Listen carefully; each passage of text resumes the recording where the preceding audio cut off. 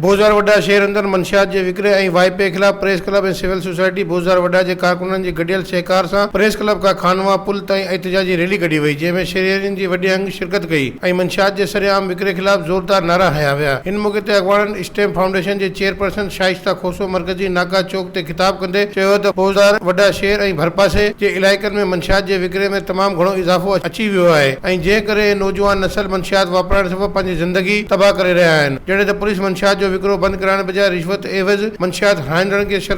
हलाईंदड़नि जी सरपरस्त बणियल आहे ऐं का बि कार्रवाई करण लाइ तयार न आहे। नशे जे वाइपे सबबि केतिरा ई नौजवान पंहिंजी ज़िंदगियूं विञाए वेठा आहिनि, पर पुलिस या इंतज़ामिया जी कंहिं बि नुमाइंदे नोटिस न वरितो आहे। जॾहिं त हिन मौक़े ते सिविल सोसाइटी अॻवान सैयद साले मोहम्मद मूसवी, सिंध मददगार फोरम अॻवान मीर हिदायत टालपुर, मीर काशिफ टालपुर पनियार, सोशल फोरम अॻवान नईम पनियार, कामरेड शेर मोहम्मद सुमरो, समाजी अॻवान नजब अली डहर, एडवोकेट ज़ाहिद जलालानी, समाजी अॻवान आलम वसाण ऐं ॿियनि ख़िताब कंदे चयो त नशो ख़ामोश कातिल आहे ऐं भोज़दार वॾा ऐं भरपासे में नशे जे सरेआम विकिरे सबबि केतिरा ई नौजवान पंहिंजूं हयातियूं विञाए वेठा आहिनि। जेको कमु इंतिज़ामिया खे करणु खपे इहो कमु सिविल सोसाइटी ऐं साफ़ी करे रहिया आहिनि। इन्हनि वधीक चिता ॾिनो त जल्द इलाइक़े में मंशियात जो विकिरो बंदि न करायो वियो ऐं अॾा ख़तमु न कराया विया त वधीक सख़्त एहतिजाज कंदे SSP खेरपुर जे ऑफिस आॾो धरणो हयो वेंदो। मज़ीद खबरों और तफसीलात के लिए विजिट करें हमारी वेबसाइट www.awamiNewsHD.com।